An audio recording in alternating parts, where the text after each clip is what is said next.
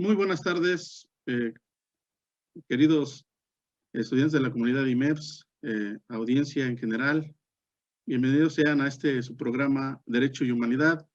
Hoy, en ausencia del titular de este programa, el licenciado y maestro Esteban Sima Morales, me encuentro su servidor, Sandro Gómez Reyes, quien tiene el gusto, el honor, yo diría el grande gusto y el honor de poder dirigir hoy este programa con dos enormes personalidades. Yo diría dos monstruos de la academia de nuestra institución. Dos maravillosos docentes, dos personalidades de una excelente calidad humana, me atrevería yo a decir, y que para mí hoy es importante porque tengo el gusto de conocerlos. Ambos han sido parte formativa de mi vida en la academia y por ello pues tengo este gusto de hoy llevar un tema muy importante, un tema que ustedes pidieron, un tema que se pedía comúnmente, que era el tema de la Constitución Política de los Estados Unidos Mexicanos.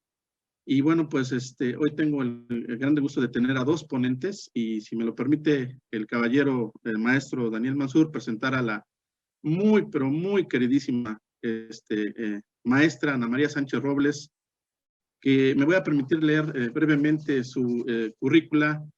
Ella es licenciada en Derecho, licenciada en Educación Física, tiene la maestría en Derechos Humanos por el Consejo Nacional de Derechos Humanos y de la Universidad Autónoma de Chihuahua. Tiene la maestría de Seguridad Social por la Universidad de Alcalá, España. Tiene la especialidad en Políticas Públicas por la Universidad de Salamanca, España. Ha trabajado en organizaciones de Iberoamérica y de Seguridad Social. Tiene el doctorado honoris causa del Instituto Mexicano de Líderes de Excelencia. Tiene el doctorado de Educación Física y Deporte. Es perito tanatóloga. Es cinta negra en la disciplina deportiva de judo. Tiene el diplomado en Derechos Humanos y Estudios del Género, diplomado en Recursos Humanos, impartido por el Tecnológico de Monterrey, Campus Santa Fe. Y yo creo que aquí le paro porque si seguimos nos vamos a llevar todo el programa. Bienvenida sea, querida maestra Ana María Sánchez Robles. Es un gusto tenerla aquí con nosotros y para mí en lo personal un privilegio el día de hoy. Muchas gracias. Muchas gracias, maestro Sando, maestro Daniel. Qué gusto compartir con usted nuevamente este espacio académico. Gracias. Y bueno, y por el otro lado, el que todo el mundo conocemos como el enorme caballero que es, un excelente ser humano, el caballero de la democracia, como le conoce la comunidad, aquel hombre que se entrega, un hombre muy entregado en el quehacer de la docencia, el queridísimo también maestro Daniel Said Mansur, que es el que tengo el honor también de tener el día de hoy con nosotros. Me voy a también a dar la tarea de brevemente leer su currícula. Él es licenciado en Derecho por la Barra Nacional de Abogados, es licenciado en Psicología por el Instituto Mexicano de Psiconcología, tiene la maestría en Ciencias Penales y Criminalística por la Barra Nacional de Abogados, tiene la maestría en Tanatología por el Instituto de Psicología y actualmente es maestro en Terapia de Familiar en el Instituto Crisol, está estudiando, me parece, esa maestría.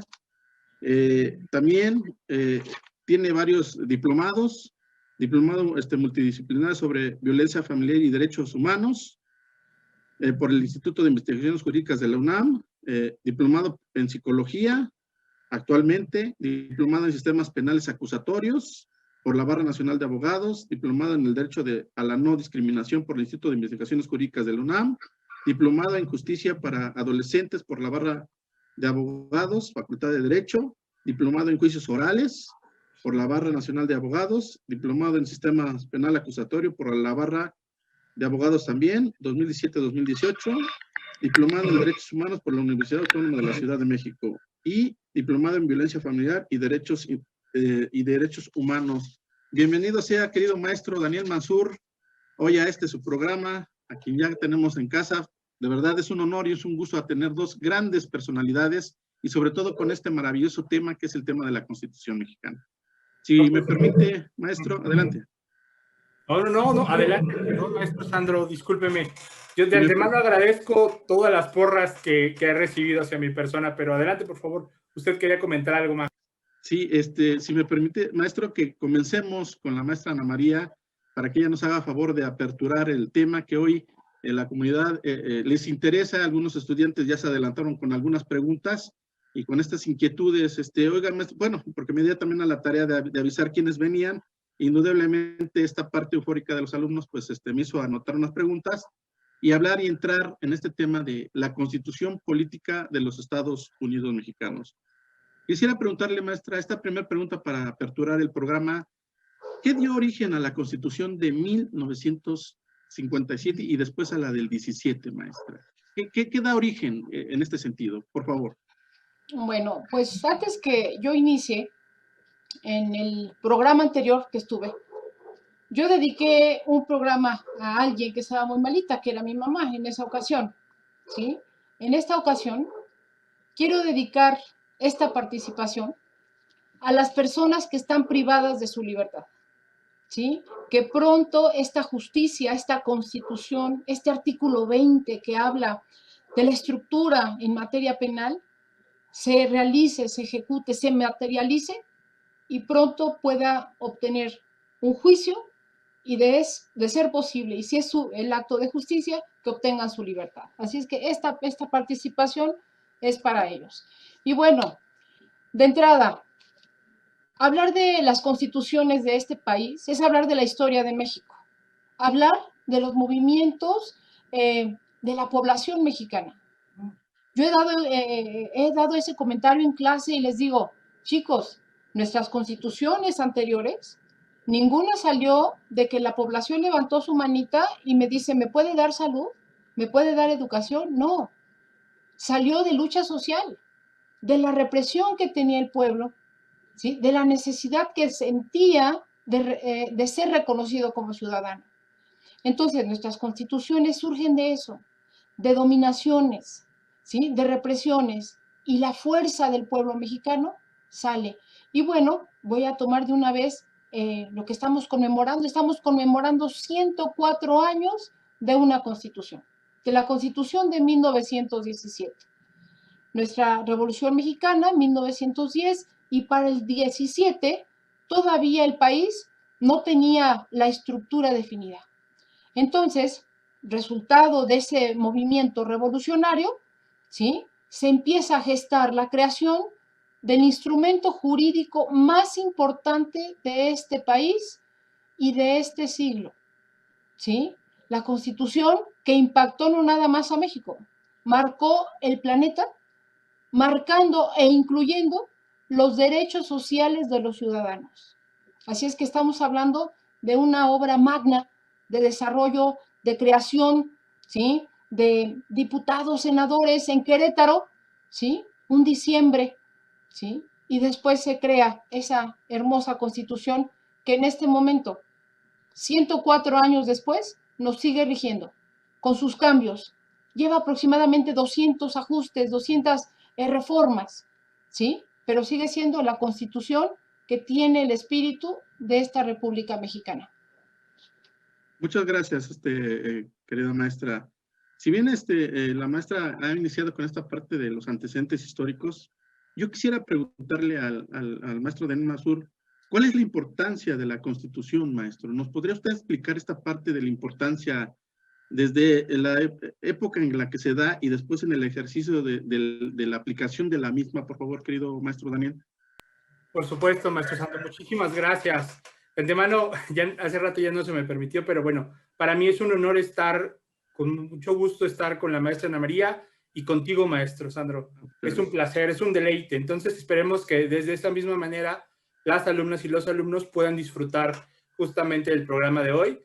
De antemano, un fuerte saludo para un exalumno de aquí de la escuela, para el maestro Carlos Nieto, que fue compañero tuyo de clase, maestro Sandro, y exalumno también de la maestra Robles. También está en una situación de salud un poco delicada y desde aquí le mandamos un fuerte abrazo y todos los ánimos, por supuesto, que siga esforzándose mucho en estos tratamientos que son complicados, pero que sabemos que mientras se tenga la voluntad y el deseo, va a salir adelante.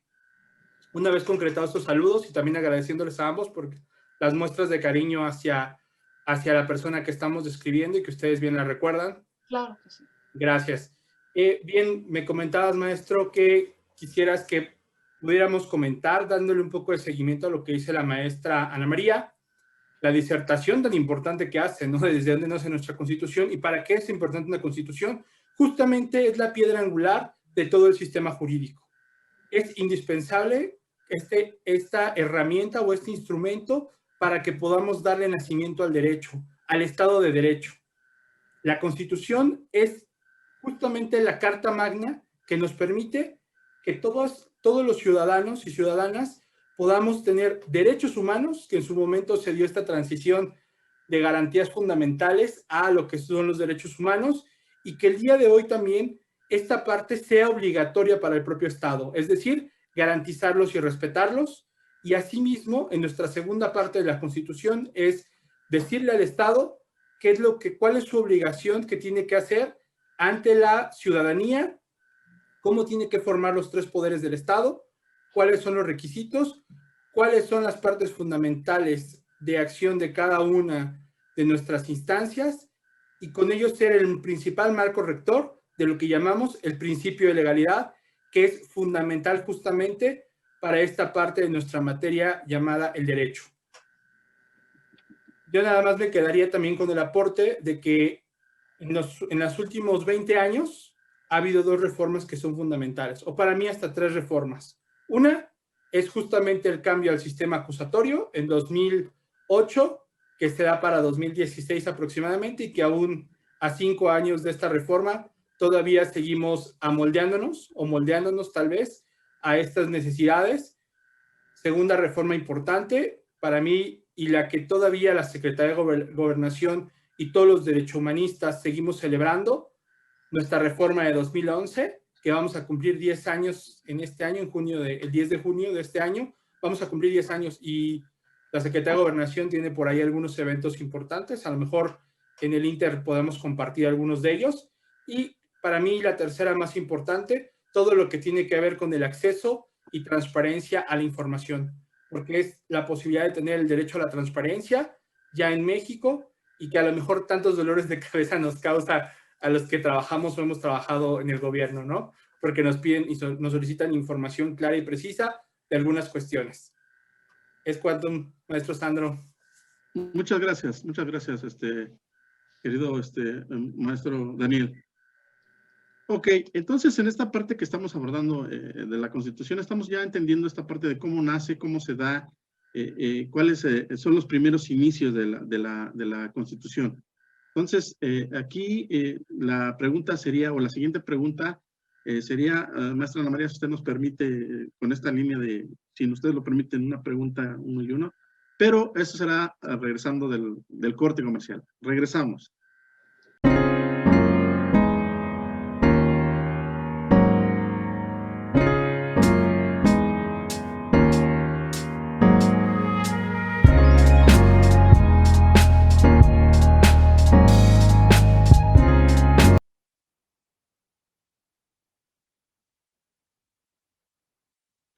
Bueno, ya regresamos al programa Derecho y Humanidad, y quedamos con una palabra en el aire en la cual yo estaba comentando esta situación para hoy los invitados. Recordemos que tenemos al maestro Daniel Mansur y a la maestra Ana María Sánchez Robles, excelentes docentes y de un altísimo nivel de nuestra academia dentro del instituto.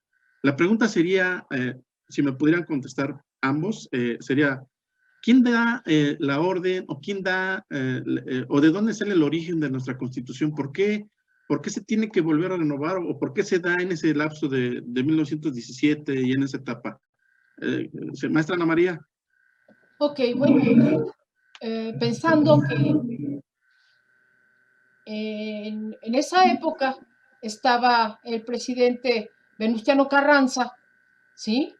Y todavía no tenía estructura orgánica, llamémosle, a nuestro país. Él convoca, ¿sí?, a armar esos constitucionalistas, ¿sí?, esos diputados, esos senadores en Querétaro, para sentarse a trabajar en un lapso corto y diseñar una constitución que pudiera dar estructura a este país, ¿sí? Entonces, ese llamado a esos constitucionalistas, ¿sí?, arranca con el documento, con el derecho objetivo de mayor jerarquía de nuestro país. Es el instrumento que cualquier jurista al momento de emprender cualquier acción es el que toma en sus manos para poder ofrecer algún recurso de defensa o de ayuda a la persona, ¿sí? Entonces, estando el presidente Venustiano Carranza, convoca a ese Congreso, crear esas estructuras y arrancar con el diseño de la Constitución de 1917. Ok, muchas gracias, maestra Ana María. Voy a darme a la tarea de empezar a leer algunos mensajitos, porque luego también los alumnos dicen que no los leemos y demás. Y aquí hay dos mensajes, dos preguntas directas para usted, maestro Mansur. Usted dice que acaba de decir de esta parte de la reforma, que si puede profundizar más el tema, porque la alumna que lo pide, Saraí Sánchez, aparte que le manda muchas porras, dice que usted es un magnífico maestro, que sí, realmente el mote de caballero le queda a la perfección, y que si nos puede profundizar más sobre el tema de las reformas. ¿Cuáles son estas reformas que se dan? Claro que sí, con mucho gusto y también gracias. Agradezco la pregunta y también agradezco los saludos. Y bueno, comentar prácticamente parte de las reformas, repito, 2008, ¿qué es lo que se buscaba o cuál fue el origen de esta reforma para nuestro sistema acusatorio, pero que a la vez también trae ya ahí aparejada lo que es empezar a entrar a un sistema de justicia oral? ¿Cuál es la situación? Que a nivel América Latina en 2008, la mayoría de países, específicamente de Sudamérica, ya estaban empezando a implementar sistema de oralidad en todas las materias, prácticamente las más importantes, civil, familiar, mercantil y penal. Ajá. Y México se había quedado arraigado justamente en ese sentido porque aún no quería implementar el sistema. Sabemos que el sistema era muy costoso en muchos aspectos y era principalmente costoso para, primero, desde la parte escolar, volver a reinvertir en darle educación específica a los abogados o abogadas que ya habían estudiado y que tenían que actualizarse. Segunda situación era hacer juzgados nuevos específicos en oralidad y que pudieran permitir y darse las condiciones tanto ambientales como tecnológicas para que pudieran ejercerse estos juicios. Y segunda, pues tener toda la infraestructura tecnológica para poder justamente grabar, cuidar a nivel de ciberseguridad y tener a disposición todas estas cosas. Entonces, fue algo titánico y que México lo pensó muy bien. Entonces, a partir de ahí, esta deuda que teníamos de cambiar de nuestros sistemas tradicionales que son escritos o mixtos a pasar justamente a un sistema que es mucho más predominante oral, porque todavía sabemos que hay muchos escritos. Entonces, ¿qué pasa? En nuestra reforma de 2008 para 2016 se da una transición de 10 años en la cual se le solicita a la Secretaría de Gobernación, a través de la Secretaría Técnica para la Implementación de Juicios Orales, que puede ir apoyando a los diversos estados y a la federación a hacer este tránsito. Ajá. ¿Dónde se ven estas reformas? Pues en los artículos números 19, 20, 21, 22, bueno, hasta el 21, donde vamos a implementar justamente todo un cambio en nuestro sistema penal, en nuestro sistema de justicia penal, para que hoy podamos tener grandes principios, como tenemos el principal principio, y creo que esta es la gran bandera de esta reforma de 2008, que es el de presunción de inocencia, el que se pueda aterrizar ahí, el que podamos también, te da una reforma específica para lo que todo lo que tiene que ver con esta parte de las personas privadas de su libertad, como bien lo decía la maestra Ana María, para que no sea nada más un sistema hueco, sino sea un sistema que realmente en algún momento tenga esa funcionalidad de ser resocializador. Ajá. Aparejado a esto tenemos también las reformas, por supuesto, al artículo 17, donde ya se permiten los mecanismos alternos de solución de conflictos, que esto es muy funcional en Chile, en Estados Unidos, donde aparece la mediación, conciliación y el arbitraje. Todo esto fue en 2008 para 2016, donde se empiezan a retomar estos tópicos que hoy en 2021, afortunadamente, ya tenemos más estructurados. Yo quisiera más adelante hablar de la reforma que para mí considero es la más importante, que es la de 2011, en esta situación de derechos humanos, para no robar tiempo a la maestra Ana María y poder abordar otras temáticas. Sí, maestro. Muchas gracias, maestro Daniel Nelson, y parece que nos adivinamos porque es una de las preguntas recurrentes, esta que usted más adelante nos va a hacer favor de contestar. Maestra Ana María, hay dos preguntas que a mí me llaman la atención. Le mandan saludos Omar Hernández, le manda saludos la alumna Emile Vázquez, que son creo sus alumnas de usted, y le preguntan ¿por qué los artículos del 1 al 29, si son de derechos humanos, no se llevan a cabo? Bueno, creo que en la percepción de los alumnos. Ok, ese es un tema bastante interesante que hay que aclarar. No podemos confundir que el Estado tiene que cumplir sus obligaciones, ¿sí? Y cuando se le olvidan, es cuando llamamos lastimó mis derechos humanos. Sí se cumplen, pero también tenemos que entender que estamos en un país de masas. Y nos tocó hablar un poquito el tema de salud. Poder atender el tema de salud en un tema de masas, no tenemos la cobertura, ¿sí? O la otra, queremos que se ejecute de inmediato ese tema de justicia, por ejemplo, y tenemos muchos expedientes previos, ¿sí? Es un tema de masividad, una. Y la otra, mucha gente confunde, ¿sí? Que no se cumplan los derechos humanos. Hoy voy a dar un ejemplo, ¿sí? Y no estoy hablando de partidos políticos. El día de hoy se materializa un derecho humano, se materializa una garantía individual. Hoy arrancaron las vacunaciones para los adultos mayores. Ahí vemos el artículo 4 de la Constitución, derecho a la salud, y lo vemos cómo se materializa.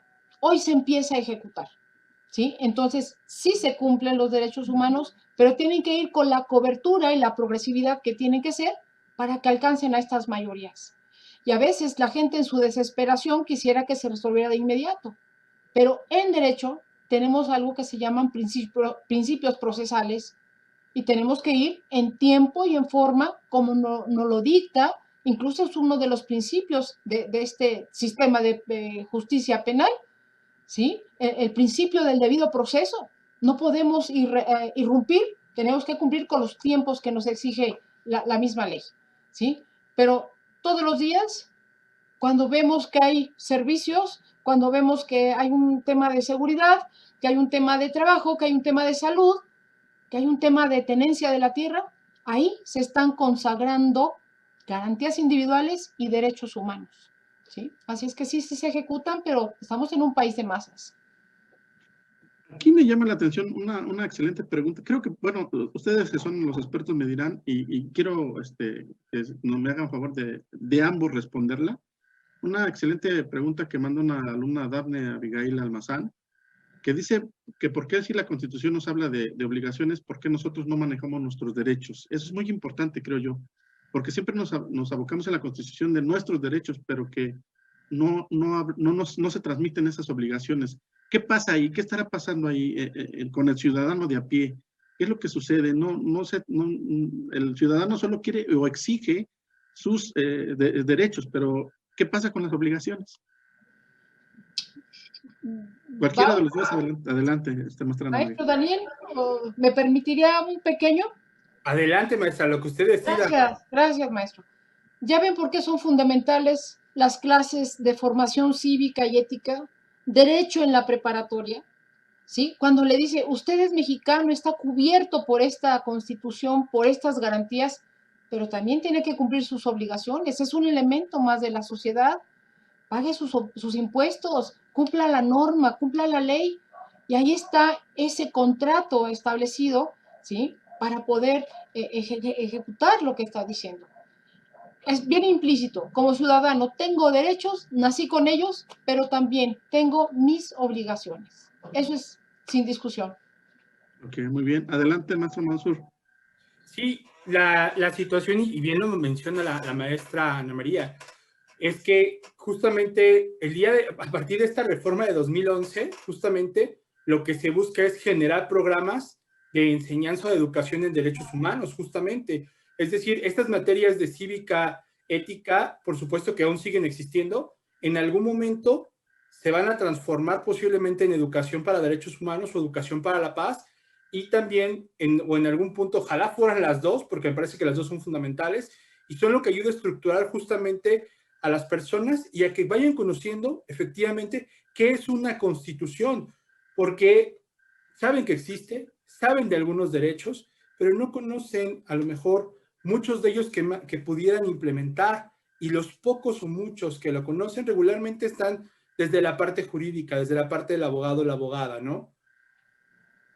Pero se habla que nuestra Constitución, de hecho, hace rato lo platicaba la maestra Ana María, cuando fue creada, justamente una de las cosas no era para los juristas, era justamente para cualquier ciudadano o ciudadana, para que pudiera conocer cómo se rige su Estado y cuáles son estas máximas que tienen que ser garantizadas por el propio Estado. Ajá. Es decir, cuando yo hablo de un derecho a la educación gratuita, puedo hablar de muchísimas cosas.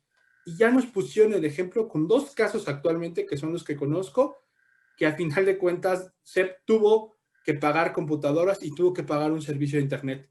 Hoy sabemos que la pandemia nos lleva a veces a hacer cosas muy diferentes, pero eso no implica que en algún punto nosotros y nosotras podamos generar esas garantías que tenemos ahí constitucionales. Pero la parte más importante es conocerlas desde el ámbito que nos corresponde y como nos corresponda. Tal vez la expertise va a ser cargada a esta parte de los que estudiamos la carrera o la licenciatura en Derecho. Pero también tenemos una nueva figura que está ya construida y que ya tiene un nacimiento, que no forzosamente son abogados y abogadas, pero que sí son defensores y defensoras de derechos humanos, ¿no? Y que en esta categoría, por supuesto que en el país han tenido una relevancia muy importante, con muchísimos casos que han aportado justamente a esta justiciabilidad. Entonces, esa sería mi aportación, maestro Santos. Muy bien, gracias, maestro Daniel Mansur. Estamos muy metidos en ese tema y veo que está muy activa las redes, pues, pero ahorita vamos a tratar de darle salida a todos. Vamos a un corte comercial y ahorita regresamos.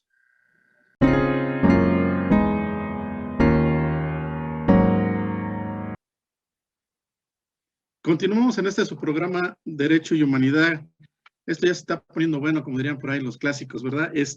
Antes de continuar, voy a permitirme algunos anuncios.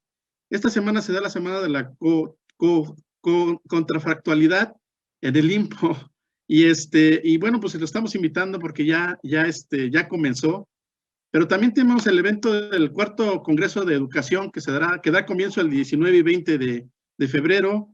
Y también tendremos el 2º Encuentro Internacional del Día del Abogado y el primer encuentro virtual del Día del Abogado por plataforma Zoom, para que todos los estudiantes y todos los alumnos de IMPO y MES y quien desee, será el día 27 de marzo, con un costo de recuperación, con el tema retos y cambios en el ejercicio del derecho en la actualidad.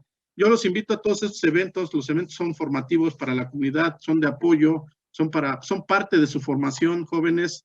Estos eventos son muy buenos, van excelentes ponentes, va lo mejor que se tiene y lo mejor de lo que podemos traer de fuera en el ámbito internacional. Pues sigamos con esta parte de la Constitución. Aquí hay varias preguntas muy parecidas o similares que dicen, si la Constitución mexicana nos protege en el extranjero, ¿qué pasa, por ejemplo, con la gente que va con estatus migratorio normal, bien, con papeles, como se dice, bien? ¿Y qué pasa con aquellos mexicanos que se van de indocumentados a otros países? ¿Qué pasa? ¿La Constitución los defiende? Esta pregunta me gustaría que la contestara el maestro Mansur, porque se la están preguntando usted directamente, maestro Mansur. ¿Qué pasa con esto de la Constitución a nivel internacional? ¿Qué peso tiene? Claro, primero hay que recordar que el propio artículo número 1 nos habla de un principio de territorialidad. Es decir, nuestra Constitución solamente tiene aplicación en nuestro territorio nacional. Segundo, cuando nosotros vayamos a otro país o cuando estemos en alguna extensión donde esté referido que es otro país diferente al nuestro, tendríamos que interactuar bajo las reglas justamente de esa nación. Ajá.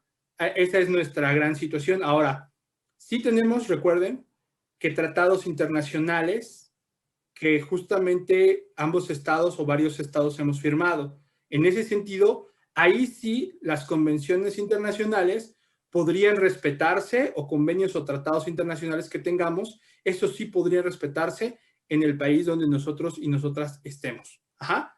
Hay que recordar que incluso tenemos diversos acuerdos internacionales, específicamente con Estados Unidos, para generar ciertos mecanismos, por ejemplo, en estos grupos tal vez de personas migrantes que van y se desplazan a los Estados Unidos, tenemos convenios específicos para poder favorecer que el regreso al país o la repatriación sea de una manera adecuada, sin violencia y tal vez buscando un mayor respeto a sus derechos humanos, aunque sabemos que en muchos casos no se da, pero así hay algunas situaciones, ¿no? Como en otros casos, México también los tiene con algunos países centroamericanos, ¿no? El favorecer estas políticas internacionales es lo que nos brinda estos resultados. Ahora, solamente hay una situación donde sí se puede romper un poco este principio que no tiene que ver con la Constitución.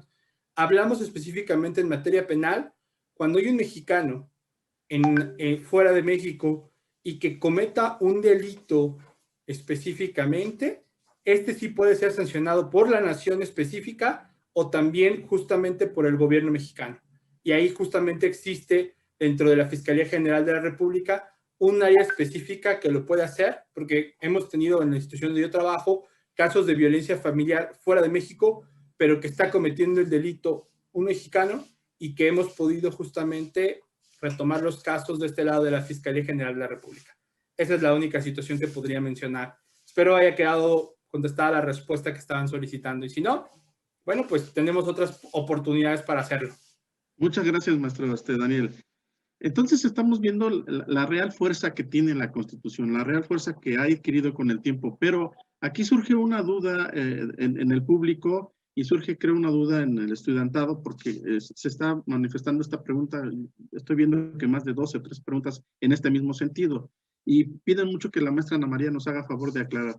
¿Es necesario, o desde su punto de vista, porque la pregunta es así directa, maestra, ¿es necesario, o para usted, es necesario que se haga otra constitución o la que se tiene, se tendría que volver a modificar y por qué? Es la pregunta que hacen varios alumnos. Yo creo que sería una barbarie si tenemos una joya que ha llegado a otras fronteras, a otras naciones, muchos países de América Latina, países de Europa, han tomado el modelo o parte de la estructura y sobre todo esa parte de esos derechos constitucionales fundamentales, ahora garantías, derechos humanos, pensar en generar otra. Nuestra Constitución ha llevado aproximadamente 200 cambios, 200 reformas, ¿sí? Y yo lo digo en clase, esto es un poema. No necesita reforma, necesita que la interpretación de cada persona, de cada jurista, de cada servidor público sea la correcta. ¿Sí? Dice derecho a la salud, derecho a la vivienda, derecho al trabajo, derecho a la certeza jurídica, tenencia de la tierra. No es cuestión de interpretación o de momentos políticos, ¿sí? O de momentos de mayorías en las cámaras. La ley es plana, la ley es precisa. No es cuestión de interpretación. A mi modo de ver, nuestra Constitución es una gran Constitución y simplemente la interpretación no tendrá que tener ningún toque partidista, ni político, ni momento, simplemente tendrá que aplicarse como debe de ser. Ok, muchísimas gracias, maestra Ana María. Entonces estamos viendo que la Constitución de esencia y como ha sido forjada, ha sido de las mejores, y aquí la pregunta es, ¿ha dejado un legado nuestra Constitución? Quisiera que me hagan el favor de responder ambos. ¿Ha dejado un legado nuestra Constitución a nivel mundial? ¿La Constitución nuestra ha servido de modelo a algunas situaciones? La pregunta que hacen los alumnos es si la Constitución nuestra es modelo de alguna otra o si nosotros somos copia de alguna otra. Adelante, maestro Mansur, por favor. Ok, yo le quería ceder primero la palabra a la maestra Ana María, pero no sé. Adelante, maestra Ana María, por favor. No pasa nada. Yo espero mi turno, tranquilo. Como usted decida, maestra. Pues no sé si usted quiera participar. Yo le puedo decir, por ejemplo, nuestro país vecino, cercano, Nicaragua tiene una gran acentuación de la Constitución mexicana. Grandes y muchos países de América Latina tomar el modelo mexicano. Y en este momento, ¿sí? Cuando estando yo en España y hablaba yo de los derechos de los trabajadores y este artículo 5 y las prestaciones no daban crédito que el Estado mexicano pudiera darle protección, ¿sí?, a sus ciudadanos, ejemplo, para poder comprar una casa a través de Fobiste o Infonavit. Entonces, modelos, venimos también de un modelo norteamericano, fue tomado también, ¿sí? Pero México ha impactado en países de América Latina, algunos países en Europa, ¿sí? Incluso sería muy bueno echarle un ojito a la vinculación rusa, de la Constitución rusa y nuestra Constitución. Y no por cualquier cosa le llaman la primer Constitución social del siglo XX, de ese tamaño. Ok, maestra Ana María, muy bien. Entonces ahí estamos, para los alumnos que están bien interesados, están metidos en este programa, ahí está la respuesta que la maestra Ana María está dando. Y ahorita quisiera que en esta parte cerrara el maestro Mansur, el aporte, ¿qué ha dado en las cuestiones de aporte a nivel mundial el maestro Mansur, nuestra Constitución? Claro, muchas gracias, maestro Sandro. La principal situación, una de las principales figuras que se exportó a muchos países fue justamente lo que se llamaba juicio de casación. Es decir, lo que hoy es, lo que es el antecedente del juicio de amparo. Justamente fue allá por ahí un ciudadano yucateco, quien es justamente quien nos hizo favor de darle precisión a esta herramienta jurídica. Esta figura de juicio de amparo, pues ha sido exportada, como lo dijo bien la maestra Ana María, a niveles o a la parte regional de Centroamérica y también a algunos países latinoamericanos. Y por supuesto que una de las principales normas jurídicas, uno de los principales países que estableció en sus normas jurídicas esta figura fue Estados Unidos, porque fue hecha desde aquí y Estados Unidos la ha perfeccionado. Tal vez allá no se llame juicio de amparo, allá pueda tener otros nombres como habeas corpus u otros, algunas figuras parecidas, pero de aquí de México, justamente hace algunos años, nació y se ha exportado. Ahora, siempre hay derecho comparado en todas partes. Nosotros copiamos algunas figuras, hay países que nos copian, pero orgullosamente mexicano, juicio de amparo, fue nacido aquí y fue en el estado de Yucatán. Ah, miren, qué buen dato nos dan, maestros, porque creo que es importantísimo saber qué ha dado nuestra Constitución y esta parte de qué ha dado al mundo, no solo al legado mexicano, sino al mundo como tal. Y ahorita que los estoy escuchando, indudablemente, pues estas cosas se están aclarando. Ahorita la verdad estoy viendo a los alumnos muy activos y eso me da gusto porque me están diciendo que por primera vez contestamos todas las preguntas. Pero no es que contestemos, son demasiadas y a veces la audiencia a veces no nos alcance el tiempo, pero les vamos a dar seguimiento, algunas haré llegar a los excelentes ponentes que hoy estamos teniendo y como ustedes se están dando cuenta, pues las respuestas están siendo tan claras, tan objetivas. Y aquí hay otra pregunta, pero esta es de carácter formativo y quisiera, por favor, primero Daniel Mansur, maestro, que nos contestara. Dice la alumna Eugenia R10, no sé qué, bueno, R10, no sé si se lo pido, ¿eh? Que primero le manda saludos y dice que sí, efectivamente, que el mote de caballero le queda a la perfección. Es un maestro maravilloso. Bueno, yo soy la voz, jóvenes, de todo lo que ustedes hacen llegarle a sus excelentes maestros. Y le pregunta, siendo yo estudiante de Derecho, ¿la Constitución en mi vida la tendría que aplicar diario? Bueno, de antemano, gracias por el mote. No sé si me quede o no, pero bueno, agradezco el mote porque lleva una buena intención. Y bueno, mencionar, por supuesto, todos y todas, de hecho, como ciudadanos y ciudadanas, deberíamos de aplicar la Constitución todos los días, que ese es el fin, justamente, de la educación en derechos humanos, que se haga proactiva. Es decir, si yo tengo un derecho al trabajo, que esto yo lo puedo aplicar desde mí y después poderlo aplicar hacia la comunidad. ¿Qué quiere decir? Que yo justamente pueda ejercerlo de la manera en que el Estado me lo permite, ¿no? Porque, bueno, uno podría decir, bueno, si yo tengo un derecho al trabajo, yo puedo vender drogas, yo puedo vender piratería, yo puedo vender conductos que no tengan una legal estancia en el país. No, porque nuestras propias leyes son prohibitivas, las leyes especiales, ¿no? Códigos fiscales, códigos penales, en fin, de la Ley General de Salud. Ajá, entonces yo diría que sí, como una manera formativa y como una manera de que la propia Constitución eso es lo que busca, que cada persona la pueda vivir, la pueda disfrutar y la pueda implementar. Es cuanto. Muchísimas gracias, maestro Mansur. Pues vamos a la última etapa de los comerciales y para regresar, conclusiones, opiniones, y yo les pediría que fuéramos pensando en una reflexión que le dejemos a la comunidad de estudiantes de IMEPS. Continuamos.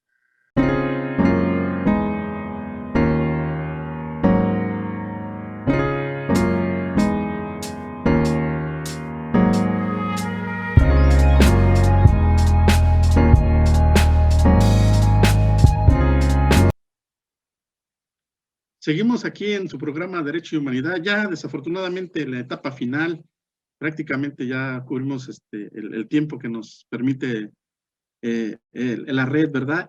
Pero aquí voy a ahondar en esta situación, algunas situaciones que los alumnos nos hacen el favor de vertirnos.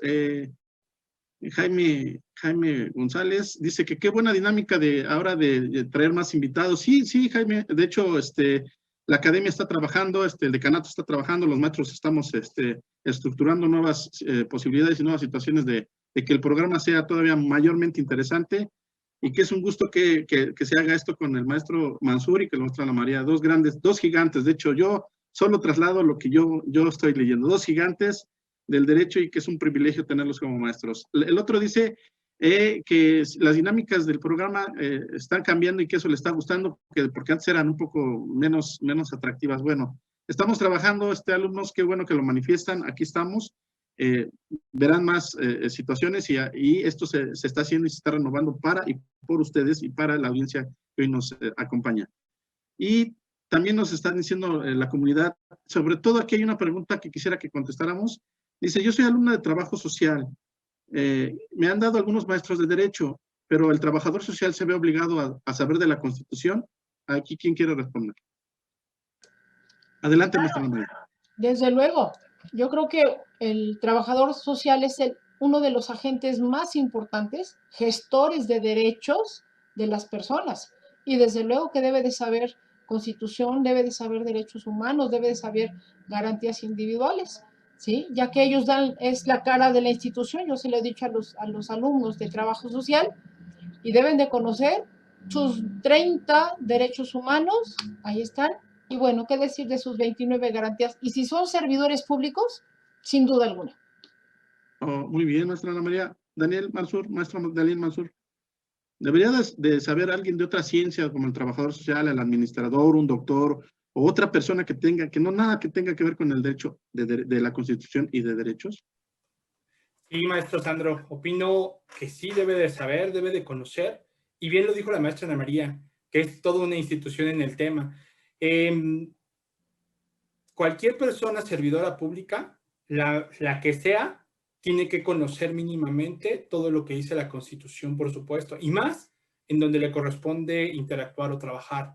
Segunda, por supuesto, estamos hablando de que hoy en día la mayoría de temas tenemos que trabajarlos de manera transdisciplinaria. Es decir, yo ya nada más no me puedo quedar solamente con mi información, tengo que acudir a otras disciplinas para poder trabajar un solo tema. Y en este caso, las trabajadoras y los trabajadores sociales son fundamentales porque efectivamente son la primer cara de muchas profesiones, de muchas instituciones, y por supuesto que en los temas justamente de población vulnerabilizada, en temas de víctimas, son las primeras y los primeros que están ahí aportando. Entonces, si desde ellos comenzamos a empoderar en esta materia de derechos humanos, en esta materia de estas son las obligaciones del Estado, desde ahí podemos ir retransformando e ir aportando más hacia las personas que atendemos. Así que psicólogos, psicólogas, médicos, por supuesto que vamos a ir retomando mucho mejor estructura y llegar a un verdadero Estado de Derecho. Muy bien. Entonces sí es importante, ya estamos oyendo, jóvenes de audiencia, que sí es importante, los especialistas aquí hoy que tenemos nos están invitando a esta parte de conocer, y si igual no nos vamos a volver doctos en la materia o no se van a volver doctos en la materia, sí es importante el conocimiento de las leyes, de la Constitución, para el buen actuar dentro de nuestra profesión, independientemente estemos en el ámbito público o privado. Desafortunadamente el tiempo nos está ganando, ya nos queda muy poco tiempo. Yo quisiera invitar a cada uno de los hoy invitados, y de nuevo cuenta mi agradecimiento total, esta parte maravillosa de tener a dos grandes maestros, que nos regalen una reflexión desde esta parte para la formación de los alumnos, y también una reflexión social, cada quien, ambos, si me pudieran apoyar con eso. Adelante, maestra Ana María. Pues de entrada nos debe de quedar perfectamente claro un principio de supremacía, lo marca la misma Constitución. La Constitución es el instrumento jurídico más importante. A un ladito ya está en esa reforma del 2011 esos derechos humanos. Ok, ninguna Constitución debe de involucionar. Si ya tiene derechos consagrados, es otro de los principios. ¿sí? De no regresar, de no perder derechos. Podemos ganar los que sean, pero retroceder ya ninguno. Hablamos en materia de educación, hablamos en materia laboral, con esas reformas laborales que se están impactando directamente, y bueno, impactan directamente en la seguridad social. Y yo quisiera que recordaran unas palabras claves, ¿no? Abrogar, totalmente dejar sin efecto. Así se habla en la Constitución, abrogado, se dejó sin efecto. Derogar parcialmente una parte de esa Constitución, deja de funcionar un párrafo, un inciso, un apartado, y adicionar, aumentarle un artículo, un párrafo, una fracción, ¿sí? Así es como hacemos las grandes reformas constitucionales y que dan al espíritu de este gran país, ¿sí? Que es elogiado afuera desde lo jurídico, desde lo administrativo, y en este momento digo, hoy estamos viendo materializar un tema de salud, esperemos que se vayan, y aviso, no es un tema partidista, es un tema de garantías individuales, que se cumplan esas garantías individuales plasmadas en nuestra Constitución, y ahí es donde podemos decir, estamos en un gran país, cuando se está cumpliendo esa parte social de nuestro derecho mexicano. Muchísimas gracias, querida maestra Ana María. Adelante, querido maestro Daniel Mansur. Gracias. Pues antes de opinar sobre esto, pues lógicamente también es agradecer a ambos. Me parece que la palabra gigante redunda en ustedes dos, por supuesto, en mí no, pero en ustedes dos sí. Me parece que son grandes docentes de la institución y para mí ha sido un placer estar esta tarde con ustedes, a poderles escuchar, poderles aprender, de verdad, es un placer. Y solamente cerrar desde la parte jurídica como esta herramienta fundamental, y es que tenemos muchos compañeros y compañeras estudiantes, porque aún soy estudiante, que no han leído la Constitución, que no saben identificar los artículos. Es una invitación simple y sencillamente a leerlo, y no nada más a nuestra Academia de Derecho, sino a todas las academias, que puedan leerlo. ¿Por qué? Porque partimos que somos ciudadanos y que como tal algún día vamos a necesitar agarrar ese instrumento y conocerlo. Así que mi reflexión jurídica sería, hay que estudiar a profundidad porque nosotros y nosotros tenemos que ser los expertos para poder justamente aportar a otras materias y aportar a las personas que se acercan a nosotros. Y me quedo con una reflexión del maestro Burgoa que decía, porque he visto las preguntas y muchas dicen, ¿qué tenemos que reformar? ¿Qué tenemos que reformar? Y más bien sería tal vez cambiar un poco el chip, pero nos dice lo siguiente. La mejor constitución es aquella que puede ser clara para todas las personas.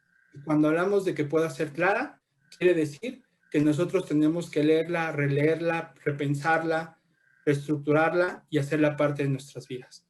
Me quedo con esta reflexión del maestro, a post-interpretación mía, por supuesto, algunas de estas cosas. Pero agradezco mucho el espacio y ha sido un placer verles. Un saludo muy fuerte, maestra Ana María, a su mamá, que todo siga mejor. El aplauso es para su mami y para usted, y de verdad que aquí estamos como sus compañeros de trabajo para apoyarle, maestra. Y qué bueno que pudo estar esta tarde aquí, al igual que el maestro Sandro, pero principalmente en tu caso, que todo vaya mejor. Muchísimas gracias, maestro Daniel. Mis consideraciones con esto. Muchas gracias. Gracias a ti, maestra. Pues, ¿qué les puedo decir, queridos alumnos? Desafortunadamente lo bueno se acaba y se acaba rápido. Hoy llegamos al fin. Yo nada más quiero hacer una última participación y decirle a ambos maestros que primero tienen total y absolutamente mi admiración. Yo fui parte de la formación entre ellos, los dos me dieron clase. Y hay una frase que a mí me gusta mucho de un santo católico llamado San Francisco, que la grandeza se lleva en los actos, en el pensamiento y lo que se da hacia el otro.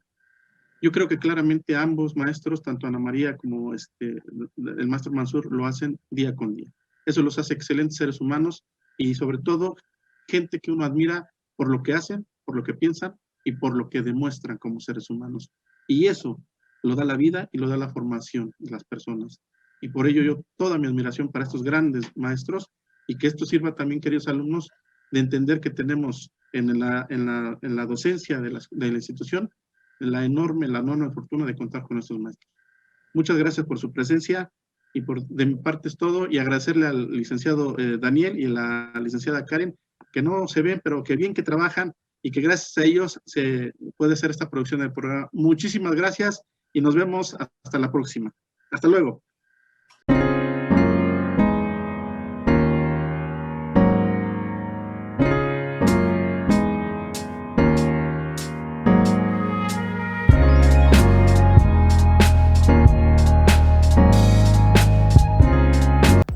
Si te gusta el contenido, dale like al video.